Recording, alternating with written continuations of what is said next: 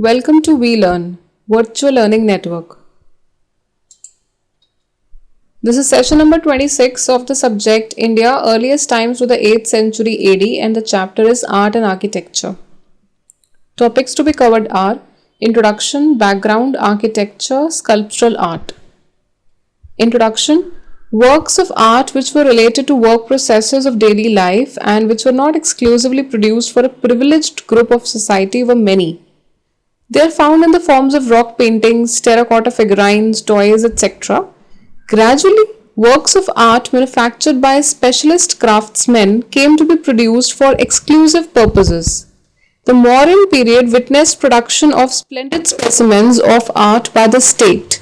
With the emergence of social groups who could extend substantial patronage for production of specimens of art, new trends and art activities came about. So, works of art which were related to work processes of daily life that were not exclusively produced for a privileged group of society. Works of art produced from many people for the masses of the society, and they are found in various forms of rock paintings, terracotta figurines, etc. And gradually, works of art were also manufactured by specialized craftsmen who knew the technique of producing it, and that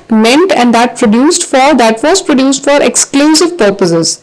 So the Mauryan period also witnessed production of splendid, beautiful specimens of art by the state, and as and when the social groups came who could also extend their patronage for the specimens of art, new trends, new ways of art activities also came, and the way art was produced earlier, a lot of new ways in technology and as well as new ways of producing it was added. Background. During the Mauryan period, sculpture and architecture had reached a developed stage.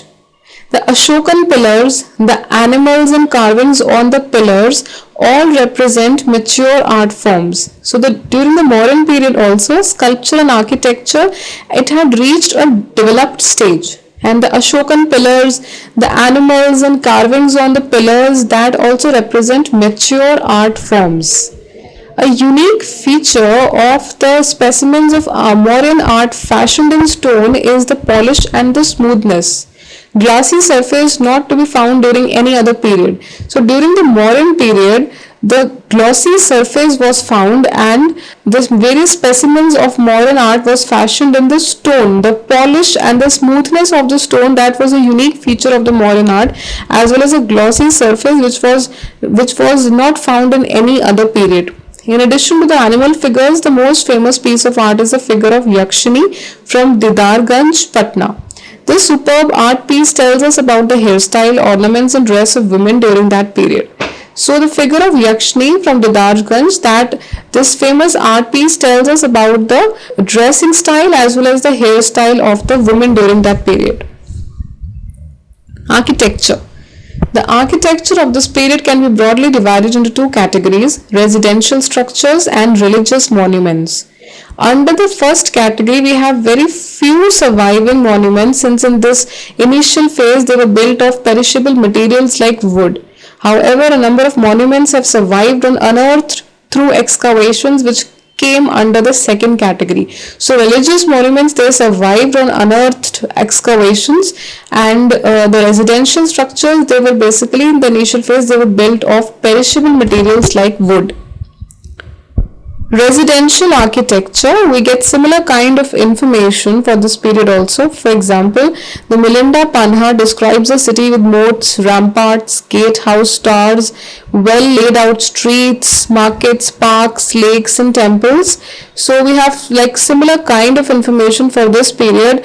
Milinda Panha describes a city with a lot of places like well laid out streets, markets, gatehouse towers, ramparts, moats, and there are references to buildings of several stories with wagon vaulted roofs and verandas mostly constructed of wood. So there are also references to buildings.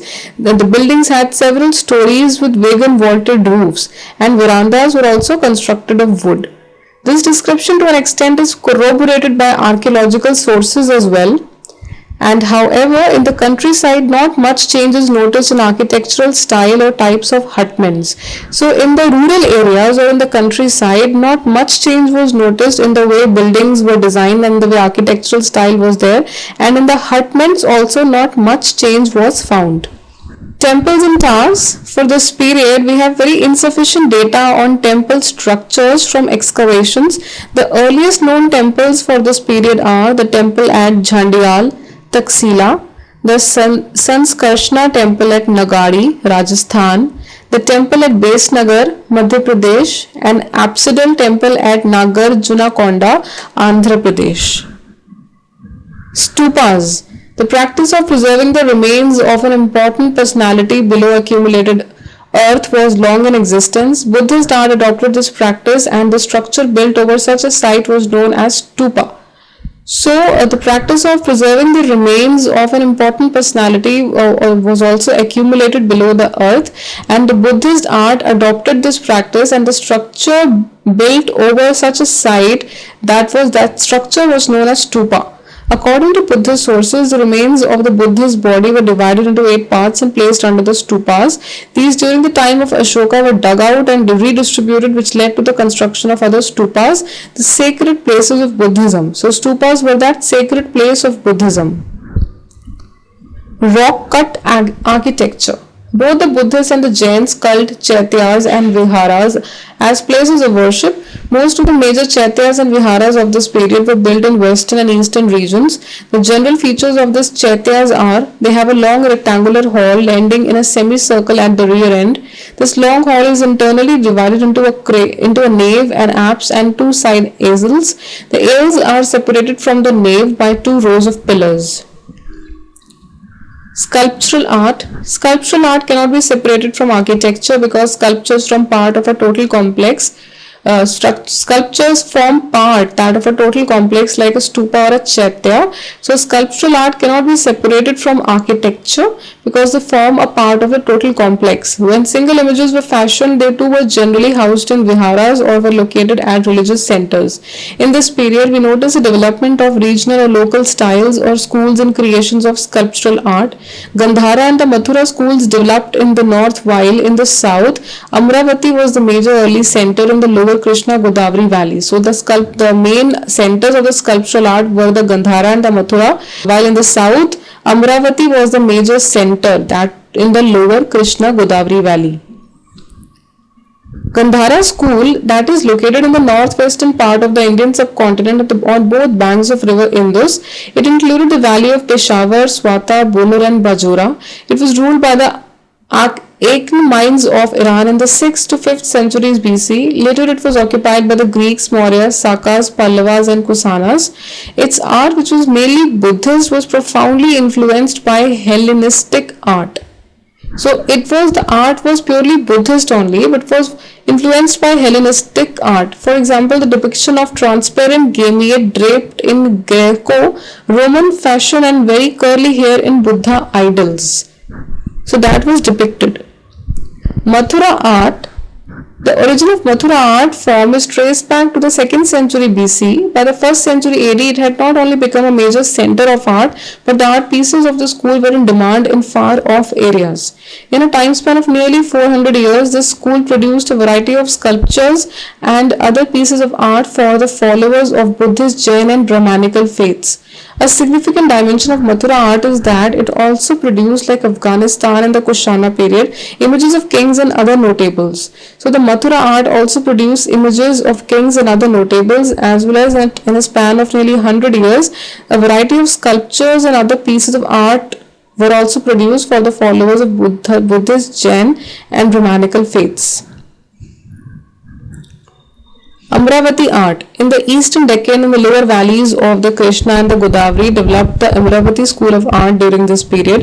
This was patronized by Satvahana rulers and later by Ikshvaku rulers, by other political dignitaries and families, by officials, merchants, etc. Inspired by Buddhist themes, the main centers of this art were Nagarjunakonda, Amravati, Goli, Ghantasla, Jagyapeta, etc. The most productive and prosperous phase of this art has been dated to 150 AC to 350 AD, 150 BC to 350 AD. So the most productive and prosperous phase of this art has been dated to this time, and it was also in the lower valleys of the Krishna and Godavari. They developed the Amravati school of art, and it was patronized by Satvahana rulers and also by the political dignitaries and other officials as well as the families of the merchants. So that was all about different forms of art and architecture. These are some of the questions. It was all about the stupa. It was about how it was developed, and also the art, how it was developed during that period. The Gandhara school of art, Mathura school of art, as well as the Amravati school of art. These are some of the questions you'll be doing yourself. Question number 1: what is a stupa? Discuss the main characteristics of Sanchi stupa. Answer in 10 lines. Question number 2: discuss in about 10 lines the main characteristics of Gandhara art. Thank you. That's all. Happy learning. We learning.